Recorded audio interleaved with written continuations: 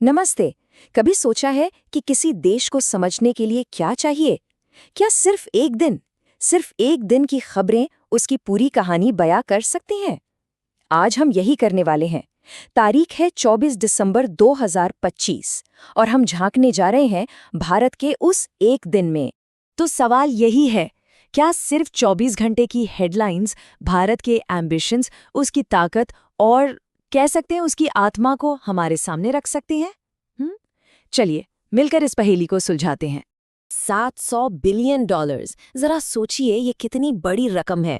ये बस एक नंबर नहीं है, ये वो पैमाना है, वो स्केल है जिस पर आज दुनिया चल रही है। और इसी बड़े ग्लोबल खेल में एक बहुत बड़ा बदलाव हो रहा है। एक खिलाड़ी, भारत, तेजी से आगे बढ़ रहा है। लेकिन बात सिर्फ इकोनॉमी की नहीं है, खेल के मैदान पर भी एक नया रिकॉर्ड बना। तो ये अलग अलग टुकड़े, इनको जोड़कर आखिर तस्वीर क्या बनती है? चलिए थोड़ा और गहराई में उतरते हैं। तो सबसे पहले बात करते हैं इकोनॉमी की, आर्थिक मोर्चे की, क्योंकि इस दिन यहाँ काफी कुछ हुआ। देखिए, ग्लोबल लेवल पर देखें तो इसी दिन एक शख्स ने 700 बिलियन डॉलर की नेटवर्थ को पार कर लिया। ये आंकड़ा हमें बस एक आइडिया देता है कि हम किस स्केल की बात कर रहे हैं। और इसी बड़ी ग्लोबल कहानी में भारत एक बहुत जरूरी किरदार निभा रहा है। अब जरा फोकस भारत पर लाते हैं। मार्केट कैपिटलाइजेशन, मतलब किसी देश के स्टॉक मार्केट की टोटल वैल्यू। इस मामले में भारत ने हाल ही में एशिया के किस बड़े फाइनेंशियल हब को पीछे छोड़ा है? कोई अंदाजा? सही जवाब है हांगकांग। और देखिए, ये सिर्फ एक रैंकिंग नहीं है, ये इंडियन इकोनॉमी के लिए एक बहुत बहुत बड़ा मील का पत्थर है। ये बदलाव कितना बड़ा है, इसको ऐसे समझते हैं। भारत अब दुनिया का चौथा सबसे बड़ा इक्विटी मार्केट बन गया है, मतलब हांगकांग अब 5वें नंबर पर है। ये ग्लोबल फाइनेंशियल पावर के बैलेंस में एक बड़े शिफ्ट का इशारा है। और बात सिर्फ स्टॉक मार्केट तक ही नहीं रुकी। उसी दिन भारत ने न्यूजीलैंड के साथ एक बड़ा फ्री ट्रेड एग्रीमेंट फाइनल किया। इतना ही नहीं, 8 कोर इंडस्ट्रीज के प्रोडक्शन में भी अच्छी खासी ग्रोथ देखने को मिली। तो मतलब सारे इशारे एक ही तरफ हैं, एक मजबूत इकोनॉमिक मोमेंटम। अच्छा, जब इकोनॉमी इतनी डिजिटल हो रही है तो सिक्योरिटी सबसे जरूरी हो जाती है ना? और इस मामले में भी भारत पीछे नहीं है। सिर्फ एक दिन में लेटेस्ट टेक्नोलॉजी का इस्तेमाल करके 660 करोड़ रुपए के साइबर फ्रॉड को रोका गया। ये एक सेफ डिजिटल फ्यूचर की मजबूत नींव है। तो इकोनॉमिक पावर से आगे बढ़ते हैं। अब बात करते हैं देश की दूसरी ताकतों की, कुछ और माइलस्टोन्स की, जिसमें डिफेंस, स्पोर्ट्स और कंजर्वेशन सब शामिल हैं। इस एक दिन में कई जरूरी स्ट्रेटेजिक पार्टनरशिप्स भी हुईं। ये दिखाती हैं कि भारत का अप्रोच कितना मल्टी डायमेंशनल है। डिफेंस R&D को बूस्ट करने के लिए DRDO और राष्ट्रीय रक्षा यूनिवर्सिटी साथ आए। देश में ही डिफेंस मैन्युफैक्चरिंग को बढ़ावा देने के लिए IOCL और सैफरन ने हाथ मिलाया। और तो और, अपनी समुद्री विरासत को बचाने के लिए भारत और नीदरलैंड्स ने भी एक दूसरे का साथ दिया। इकोनॉमिक और स्ट्रैटेजिक ग्रोथ तो ठीक है, लेकिन साथ ही साथ एनवायरनमेंट को बचाने पर भी पूरा जोर है।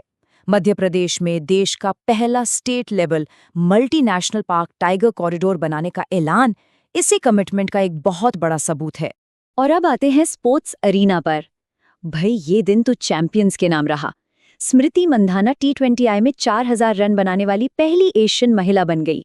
ईस्ट बंगाल FC ने पहली सैफ वुमेन्स क्लब चैंपियनशिप अपने नाम की।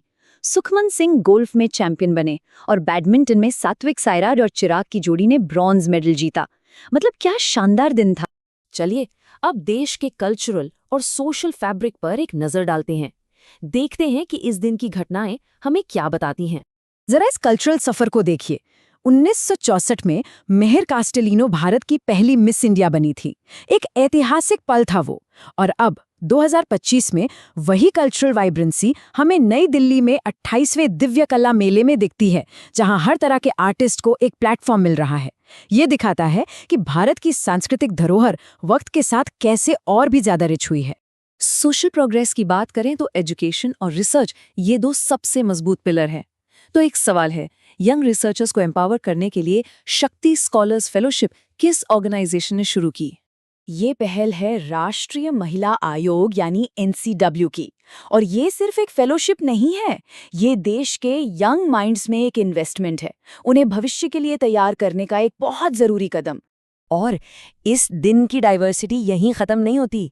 देखिए, एक तरफ आरपीएफ का बैंड नेशनल कंपटीशन जीत रहा है, तो दूसरी तरफ बॉलीवुड के सुल्तान सलमान खान पर एक नई किताब रिलीज हो रही है। और इसी के साथ Indian postal and telecommunications accounts and finance service अपना 51वां फाउंडेशन डे मना रही है। ये छोटी छोटी बातें मिलकर ही तो देश की एक बड़ी और रिच तस्वीर बनाती हैं।